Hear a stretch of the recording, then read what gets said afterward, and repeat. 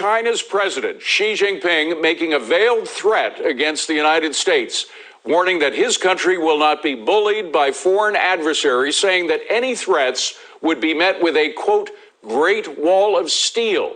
All this during a speech at the 100-year anniversary of the Chinese Communist Party. Jackie DeAngelis is in the newsroom with the details. Jackie. Hi, David. Good evening to you. The Chinese Communist Party, of course, turning 100 today, and it is a pivotal turning point, not just for China, but the United States as well. Now, China and President Xi have made no secret of their intention to pursue economic dominance, and they found praise in that department today from an unlikely source, Tesla and SpaceX CEO Elon Musk. Musk tweeted this, quote, the economic prosperity that China has achieved is truly amazing, especially in infrastructure. I encourage people to visit and see for themselves. Now, remember that President Trump tried to counter the Chinese threat. That's how he perceived it, with action. One was tariffs to level the playing field when it came to trade. But some issues are still unresolved, right? We're talking about the human rights crisis with the Uyghurs, Hong Kong, Taiwan, intellectual property, and much more as well. How President Biden chooses to proceed here is going to be very telling. So far, we haven't seen that much. And how about the comments from the China's president today, as you mentioned, as the 100-year CCP anniversary is commemorated? I want to read the whole part of what you just talked about there. The Washington Post quoting President Xi, he said this, the Chinese people have never bullied, oppressed, or enslaved the people of other countries. At the same time, the Chinese people will never allow any foreign forces to bully, oppress, or enslave us. Anyone who dares to try to do that will have their heads bashed bloody against a great wall of steel forged by over 1.4 billion Chinese people. Now, its statement. All right, Shalom Akim. First and foremost, as always, I'm going to give all praises unto the Most High, Yahawah, Ba'ashem YAHAWASHI, Ba'ashem Kakwadash, double honors to the apostles and unto the elders of Great Millstone.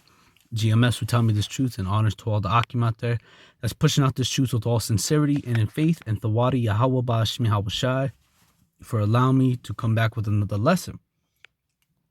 And this is absolutely beautiful, brothers. These things, these things of which we're seeing on the news with China and the United States and Taiwan, these are the things in which are going to lead to the World's War III. All right, World War III. The war to end all wars, okay? And these are beautiful times, man. And that statement which he made was a straightforward threat, for the most part. As the brother says in the elder brother out there in Sacramento, he says China is in the the attitude and the spirit like if I wish a nigga would type spirit, and that's how China's getting down right now, you heard the statement in which she, read that the Chinese president, said, and those ain't just nice words, man. Those are words those are grievous words, and all of this is going to lead to the world's war, all right, World War III. So I just want to start off with this precept of the spirit. This is the book of Proverbs 15:1. It says, a soft answer turneth away wrath, but grievous words stir up anger. And that's right. And those are grievous words in which that president said, the president of China. Those ain't just those ain't no soft words, man. Those are fighting words. Those are words of war. Pretty much like if you mess with us, you're going to get fucked up. We going to mess you up, And this is a beautiful time, man, because these are the things in which we look for, us being watchmen, us being, men who watch and measure out the times diligently. We, these are the things in which we look for, man. And this is all prophecy soon to come, and it's happening. It's the time we live in is in the time of prophecy. Okay. All right, this is the book of Matthew 24:3, and it says, and as he sat upon the Mount of Olives, and the disciples came unto him, and the disciples came unto him privately, saying, tell us, what shall these things be? And what shall be the sign of thy coming and it says, and of the end of the world, you see. And it says, and YAHAWASHI answered and said unto them, take heed that no man deceive you. For many shall come in my name, saying, I am anointed, and shall deceive many. And ye shall hear of wars and rumors of wars. See that ye be not troubled, for all these things must come to pass. But the end is not yet. And we hearing wars and rumors of wars, man. You know, those are words of war, man. Those are words in which, you know, the Chinese, you know, the nation China, you know, are in the spirit of a wish a nigga would, you know, as the elder brother says. Okay. And it says, for nation shall rise against nation, and kingdom against kingdom, and there shall be famines and pestilences and earthquakes in diverse places. All these are the beginning of sorrows, and this is just the beginning. All right. All right. And I pray, I hope and I pray that this escalates to the point where, you know, there's going to be, attacks on one another, man. You know, so that this world's war can start to come to pass, you know. All right. That these things come to pass, because these are all what? These are what? What shall the signs of thy coming and the end of the world? And these are the signs of our Lord Yahawashi coming and the end of the world, the end of Esau's world. You know, we're waiting for, you know, we the prophecies in which we're waiting for is, you know, the two main ones that come to my mind at the moment is the input, the input of the RFID chip, the mark of the beast, and World War III. You know, and once those things happen, man, you know, our Lord, he's on his way, you know. Now, we don't know the time, we don't know the day, we don't know the hour, we don't know the season or the year, but we know that it's very near. We know that it's nigh. We know that our Lord, he's not far. You know, he's very close, you know, and we hasten to that day, you know. But these words in which this Chinese president is speaking, those are words of, you know, I wish he would, man, you know. Like, we ain't going to get bullied no more, you know. And there's soon going to be all these nations rising up against this one nation, Babylon. Okay, this is the book of Revelations, chapter 9 and 12, and it says, one woe is past. Now, it's talking about what? World War I. It says, one woe is past, and behold, there come two woes more hereafter, and that's right. And the Second World War already happened. You know, and this third world war is coming quickly. Let's grab that. Revelations 9 verse 4, or I'm sorry, not 4, 14. And it says, the second woe was past, and behold, the third woe cometh quickly.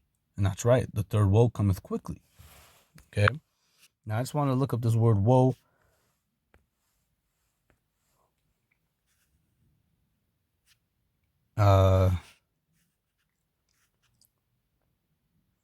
It doesn't really say much. Here, Salaki brothers, 1 minute or 1 second. Let's just look up woe here. Woe. Woe.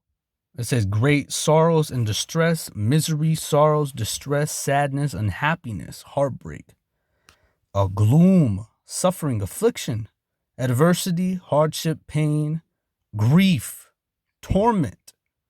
And that's what's coming to this place, man. And war, death. Okay. And this third woe is coming quickly, man. You know, when we see these things, such as, you know, the Chinese president has been saying, you know, and this war is going to be fought with what? What is that? Select it 1 second. I'm trying to remember. Man, come on. I believe it's Isaiah 9. Let me see.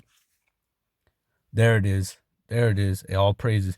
This is the book of Isaiah 9 and 5. It says, for every battle of the warrior is fought with confused noise, and garments rolled in blood. But this, and what did it mean this woe, this third woe, this third world's war. It says, but this shall be with burning and fuel of fire. And that's right. And what's going to cause that? Those thermal nuclear missiles, in which all the nations who have that capability, that power, they're going to shoot their arrows. Okay, and they're going to spare none. Let's go to Jeremiah 50. 50 and verse 13, and it says, because of the wrath of the Lord it shall not be inhabited. And that's right, because this land America, when you go to Isaiah, let's go there real quick. Let's go to the book of Isaiah 13, and let's just jump to the point. And it says in Babylon, verse 19, Isaiah 13 and 19, and it says, in Babylon, the glory of the king of kingdoms, the beauty of the Chaldeans, excellency shall be when as the Most High shall be as when the Most High overthrew Sodom and Gomorrah. And Sodom and Gomorrah was overthrown by what? Fire and brimstone. And it says, and it shall never be inhabited again. It shall never be inhabited. And that's right. It's talking about the land of America, because this place is spiritually Sodom, spiritually Egypt, the great, or Babylon the Great, the daughter of Babylon. Okay. And the same destruction which came upon Sodom and Gomorrah, fire and brimstone. All right, which that's what came upon Sodom. You read about that in the book of Genesis. Fire and brimstone came upon Sodom and overthrew it, and the neighboring cities around it, and all the inhabitants thereof. Okay, and that same fire and brimstone is going to hit America. All right, and it's going to be a much hotter and much hotter fire. Okay, and brimstone. And it says, verse 20, and it says it shall never be inhabited, neither shall it be dwelt in from generation to generation, neither shall the Arabian pitch the tent there, neither shall the shepherd make their fold there, but wild beasts of the desert shall lie there, and the houses shall be full with doleful creatures, and the owl shall dwell there, and the satyrs shall dance there, and the wild beasts of the island shall cry in the desolate houses, and dragons in their pleasant palaces. And her time is near to come, and her days shall not be prolonged. And that's right, because this place, America, has an expiration date. Okay, and once that date comes to pass, that's when the Most High, he's going to take this place out, man. An example I have is like a gallon of milk. All right, you have a gallon of milk, that's an expiration date. Now, once that expiration date hits, you're not going to use it no more. What are you going to do? You're going to throw that shit out. And that's how the Most High is going to do America. Okay, so let's go to the book back here in the book of Jeremiah 50. I'm sorry. And where was that? 13. Yep. 13, it says, because of the wrath of the Lord, it shall not be inhabited. All right, talking about America, but it shall be wholly desolate. And that's right. And how is this place going to be desolate? By the missiles on which YAHAWASHI is going to rain on this place. Everyone that goeth by Babylon shall be astonished and hiss at all her plagues. But yourselves, it says, put yourselves in array against Babylon round about. It says, all ye that bend the bow, shoot at her, spare no arrows, for she hath sinned against the Lord. And that's right. And this place has sinned against our power, man. This place is very wicked. It's the most wicked kingdom with the most wicked individuals ever, man. And the Most High, he's going to shoot these arrows, man. He's going to cause it to where these nations are going to shoot their arrows, all of them. All right, scriptures say spare no arrows. All right, and that's talking about those missiles. Okay. And this is Jeremiah 51:1. Thus saith the Lord, YAHAWASHI, behold, I will rise up against Babylon and against them that dwell in the midst of them that rise up against me, a destroying wind. And that destroying wind is going to be caused by those missiles. All right, it's going to bring that wall of fire. A good example is Terminator 2 Judgment Day.